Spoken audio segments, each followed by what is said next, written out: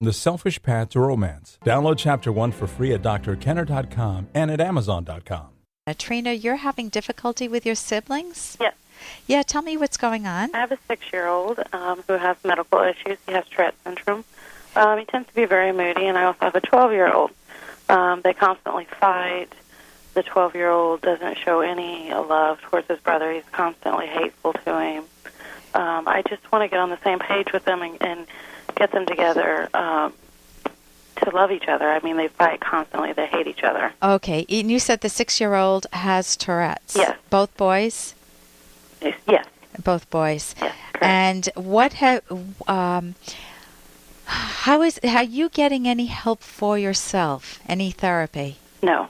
Oh, it's rough. What's your son doing, your 6-year-old doing with the Tourette's? What symptoms? He ticks. He has... Barking at all? Or? No, it's just pretty much facial tics, a little bit of a grunting noise, but that's about it. He's had Tourette since he was 2, and we haven't seen a great increase in him. Yeah. But he does have like a mood disorder. He tends to be moody. My 12-year-old resents him because he says that we let him get away with more, and I try to explain to him it's because his brother's only 6, and there's different rules for the two of them because of their age difference. Mm-hmm. We can't take them to the movies or anything because they want to see different movies. It's just terrible. Anything we want to do, one of them doesn't want to do it because of the age difference. So your 12-year-old, if he could have you in private and if you could totally listen to him, what do you think your 12-year-old, if he was able to bare his soul without fear of you saying, yes, but you got to be nice to your brother, right. What do you think you would hear from the depths of his soul?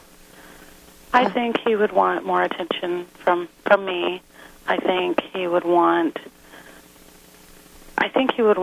more attention from me, as well as a little bit of more understanding from him. I'm a little bit harder on him because of his brother's problems, and I try to explain that to him, but I don't know how to correct it. What else would he want? Like, if you could put yourself in his shoes, and I know this is almost impossible because you want him to put himself in your shoes. You want both kids right. to get along. You want them. You want just a nice family life, right. And you're not able to achieve that. Because of the tension and because of the complication of Tourette's. Tourette's is so hard on everybody, and especially the guy who's got Tourette's. Absolutely. Your 6-year-old. So what I'm suggesting you do is really privately, maybe your husband, are you married? I have a fiancé, yes. A fiancé. Uh-huh. Is this his child? No. Okay, so he's taking on a lot, huh? Right.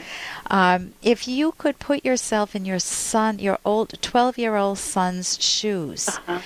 and really drop your own context, which is so hard, and try to feel like how it would feel like for you if you had the 6-year-old as your brother. Right. Because you ruled the roost for 6 of those years, right? Absolutely. And you were, whatever relationship, you were an only child. Right. So not only do you have what's called dethroning, you've been taken off your throne because there's another kid that you have to share mom and dad's attention with, or in this case, your fiance's attention with, and dad's too, I'm assuming. But now you've got a new kid in the family that's grunting and has facial tics and probably embarrasses you terribly in public. Yeah. Hey, I got to interrupt this because we've got to pay some bills. 30 seconds, that's it. A very quick ad, and then Ellen will be back. Romance. Ugh, I wish guys knew more about what we want from a relationship. Boy, I wish I knew more about what I want. Where's that ad I saw? Here it is. The Selfish Path to Romance. A serious romance guidebook. Download Chapter 1 for free at selfishromance.com and buy it at amazon.com. The Selfish Path to Romance.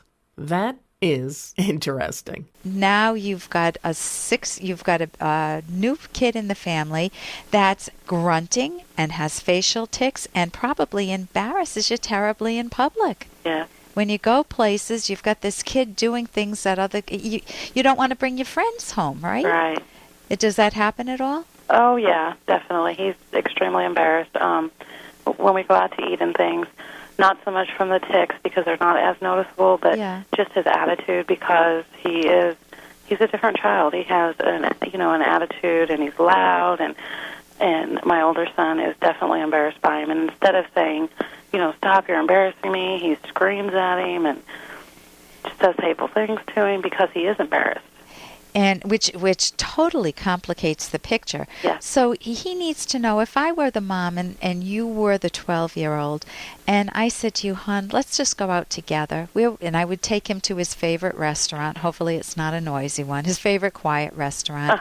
And I would say, tell me what it's been like for you. And if he told me just what you just said, I would say, it sounds like it's been so hard on you, and I don't think I've fully grasped the pain that you've been going through. And you are embarrassed, and I'm embarrassed too. And this is what we have to deal with. Do you have any idea of how we could make it easier? I would try to engage his cooperation. Not that I'm going to agree with some of the solutions, like get rid of the brother. Sure.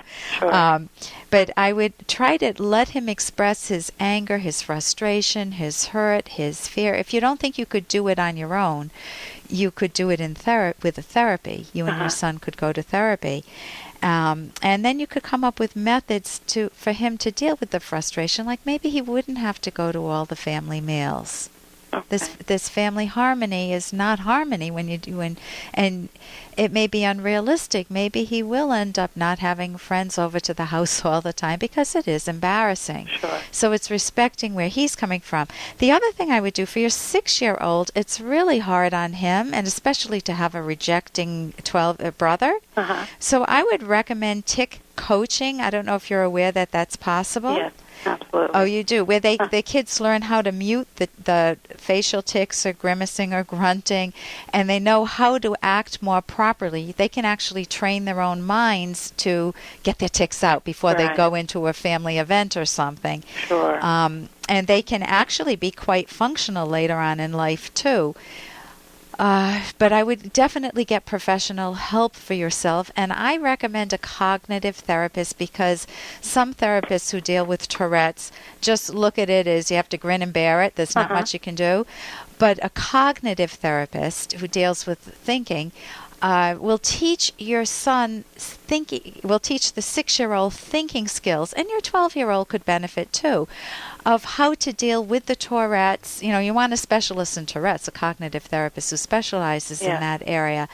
But you could go to the website Academy. You can go to my website, drkenner.com, and I have a link, or you could go directly here to the Academy of CT, cognitive-therapy.org, and they list therapists in the area, or you could contact them directly and ask them what they would suggest. But definitely get personal therapy for yourself, because what I've seen with the parents, there's so much stress on you, and you tend to be so focused on taking care of the kids that you don't take care of yourself. Please give that to yourself. Okay. For more Dr. Kenner podcast, go to drkenner.com and please listen to this ad. Here's an excerpt from The Selfish Path to Romance by clinical psychologist Dr. Ellen Kenner. In deciding whether to forgive your partner for an injustice, consider, is there evidence that the person has really changed? The more serious the offense or the more long-term the problem, the longer it takes to know if the partner has genuinely reformed.